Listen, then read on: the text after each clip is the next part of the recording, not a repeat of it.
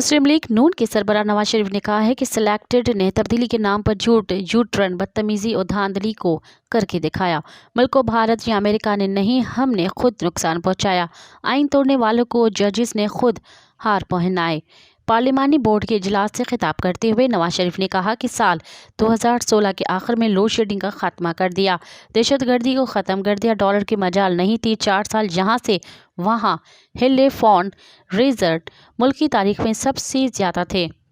मुल्क की तरक्की 6.2% ले गए थे। शरह सूद डबल डिजिट पर थी, जिसे हम 5.25% पर ले आए थे। एक्सपोर्ट रीफाइनेंस 3% था।